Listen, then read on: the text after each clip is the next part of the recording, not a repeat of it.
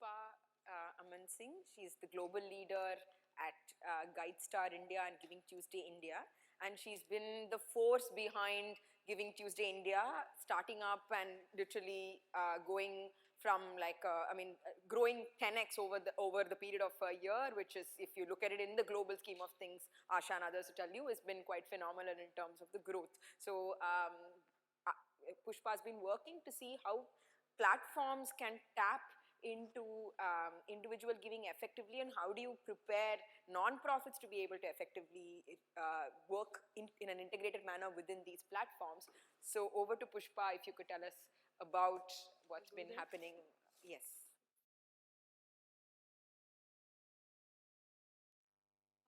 Thanks, Aarti. Hi, everyone. I'm almost feeling like I'm very old in the philanthropy marketplace in the country. But time really flies. I'm still not bored or jaded. And I feel there's like much more to do than what is already done. So it was 2001, 26th of January, and India really shook up. It was the Gujarat earthquake. And literally, that was the day I was to meet Venkat Krishnan, who is not here, who had set up Give India. And almost as an experiment, I just thought of dabbling into this sector. And, you know, with my financial services background, I thought, let me try to organize a little bit of, you know, the recipient organizations information, and always had, you know, faced this whole lack of trust issue when I was in the corporate sector about supporting a charity. So the question was, how do we do due diligence? What is important to donors? How can we give certain guarantees on behalf of the recipient organizations and those kinds of things? There were 8 nonprofits on what was then called ICICIcommunities.org. And I was like, what does the sector look like? What is the universe, the population? Who do we target? What is donor preference? How do you make sure that we populate the portal with organizations you know, that get meaningful sums of money? And 2001 really looks like a long time ago, when not many people had internet access. ICICI Bank was yet to launch net banking. Most nonprofits didn't have an email ID. Very few of us had a mobile phone. So it was a different time altogether. I think there will be some people in the room who were working either in the NGO space or the corporate space at that time. And the first thing I did was went and picked up paper directories of nonprofits. I remember there was the Dianet directory, Murray's 300 nonprofits, Profile 300 from Bangalore. The Charities Aid Foundation had floppy disks with 3,000 organizations. And nobody even knew the 3.3 million number. Priya and Johns Hopkins University together had put out 1.2 million nonprofits as an estimate, and that was from trying to find out how many people worked in the nonprofit space and what did we contribute to the GDP. So with this kind of a thing, I was like, okay, the earthquake, and I was seeing how data, or the lack of it, was, you know, people were like, there was a lot of outpouring, and I believe that was the first televised disaster, if I can use that term.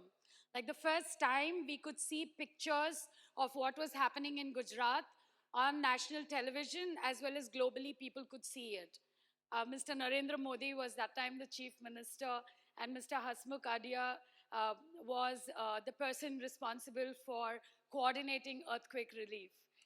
And it was said overnight that organizations who had 80G would be allowed to get FCRA, that is foreign contributions, temporarily for the Gujarat earthquake relief. So lots of things moved very quickly. And if I'm not wrong, we had done 150 transactions ever since Give India was launched until 26th of January. And suddenly there was an explosion of people wanting to give. You could certainly see at the ICICI Bank ATMs, there weren't many, but at the branch offices, people, you know, contributing. And it was so hard in that scenario of people wanting to give. And suddenly we found transactions and so much money coming in, but where are the trustworthy nonprofits to contribute or to direct that money to? Fortunately, in Gujarat, a coalition of nonprofits came together, and a couple of organizations, the Kutch Navnirman Abhiyan, Jan Vikas, and Navsarjan, they came together to kind of help donors make sense of what the need was like, where money could be uh, given, etc. So I just went that much back into my journey to kind of give you a scenario of what it was like then and what is it like now, and have we really made much progress, and what the future looks like. So except for Atul and Give India here, I think Global Giving was born around the same time, but there was no Keto, no Impact Guru. And at that time, it was like as if we were a bunch of mad people trying to talk about online donations. And we used to get boxed from both sides, like donors having their own concerns about making credit card transactions. And today we all go happily doing the QR code thing and giving away money, not too worried about what we are scanning and where we are sending, but those were the days. And nonprofits were like, you want me to do all that painful work of, telling my story in a form, so many the character length is fixed, and you're asking too many pointed questions for what? A donation option or an ask of less than 500 rupees. I mean, 500 rupees to maximum 10,000 rupees. Right? And one of my colleagues actually did an illustration of a little bowl and saying that today you're getting drops, but suddenly there'll be a torrential flow of money. So from that disaster to the Kerala floods and the Pulwama attacks, I'm told by my friend at the NPCI that so many people came forward, people in lakhs, more than 1 million, almost 1.5 million people, contributed fairly big sums of money. If I'm not wrong, around 21 crore rupees, right? All of it had come from lots of people, bits of money. I think 167 rupees average transaction value. So see what has happened between the two periods. A lot of technology has come in, payment systems have galloped.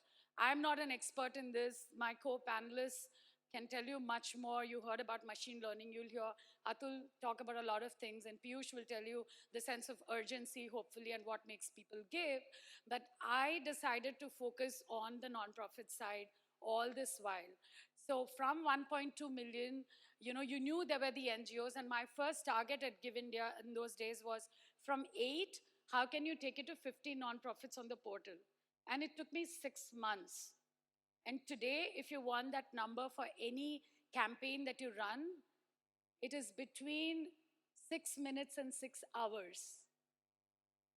You're able to do that because you can not just connect with NGOs, but you also have a lot of their information available on guidestarindia.org, which is our online NGO information repository.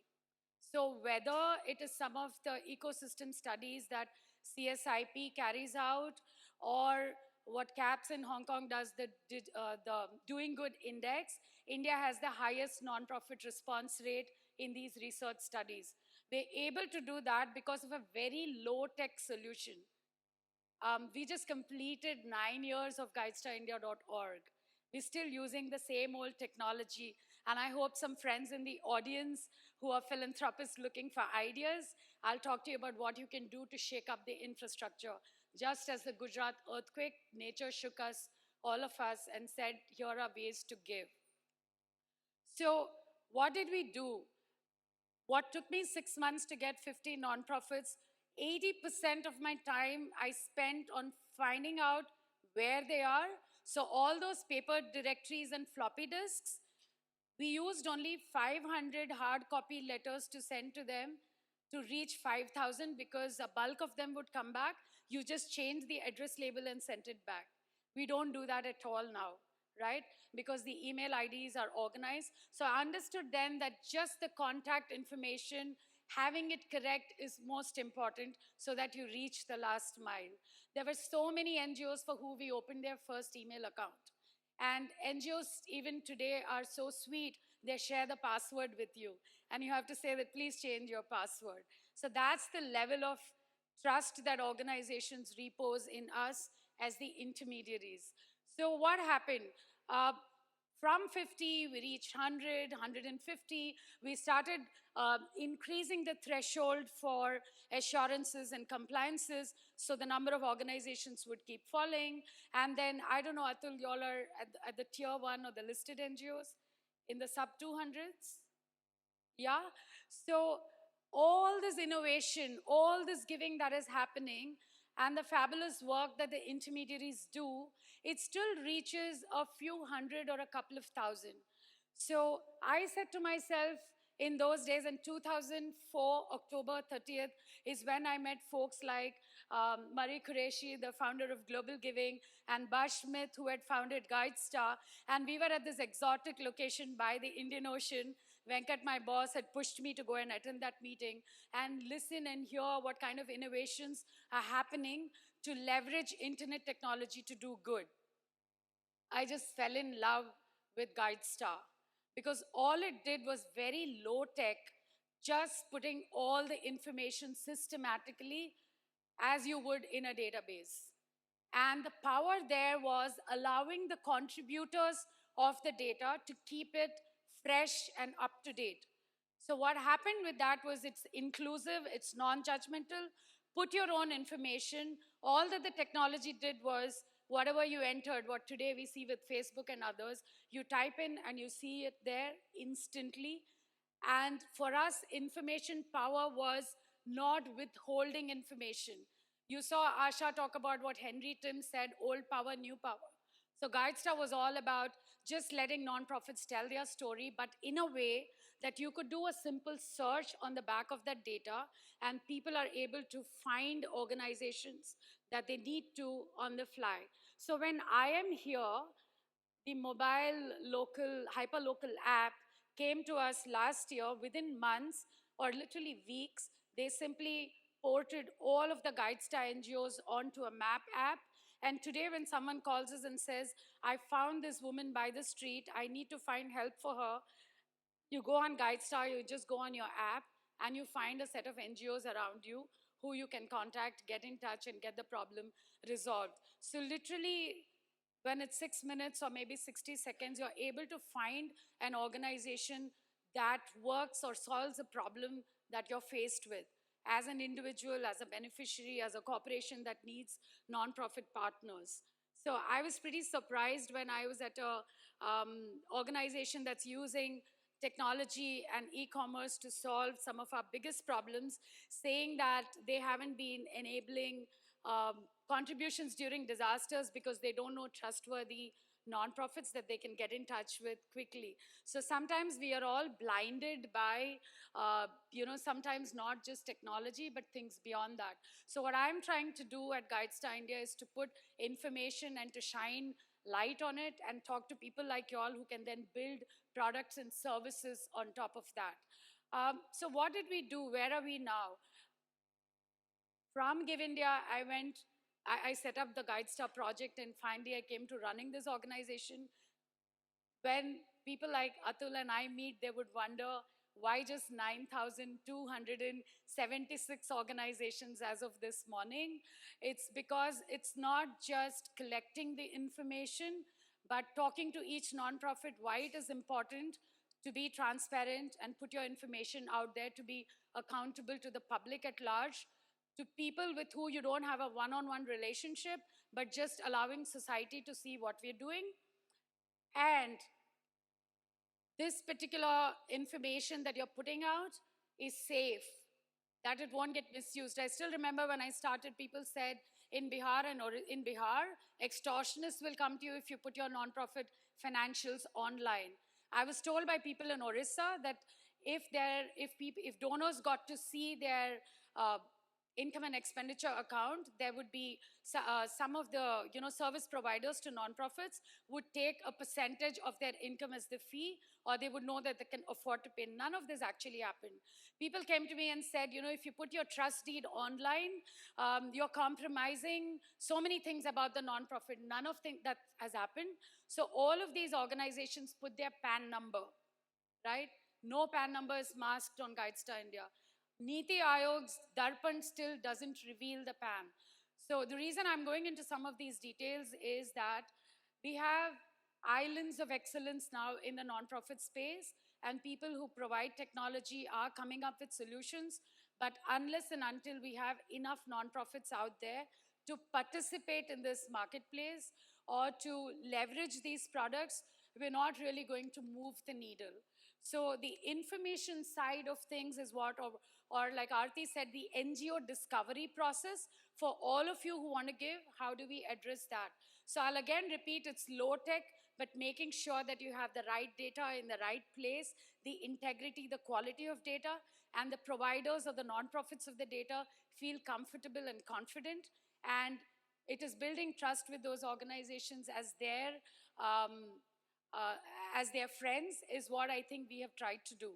The second bit, I don't know if Nagma is here. I once heard her when we were talking about, like GuideStar provides information, but you still need inspiration to do good. Just that data is like, it doesn't make sense. So Giving Tuesday, yes, Nagma, it was at the Goonj program that I heard you talk about inspiration.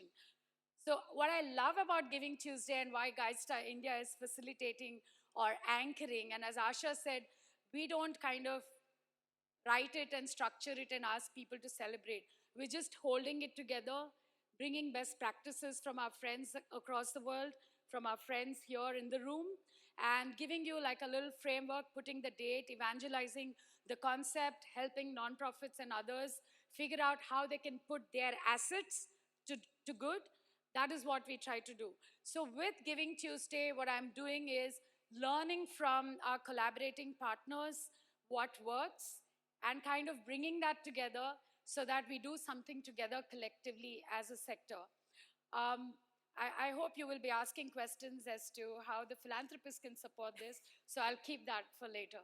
Thank you very much. Thank you, Pushpa.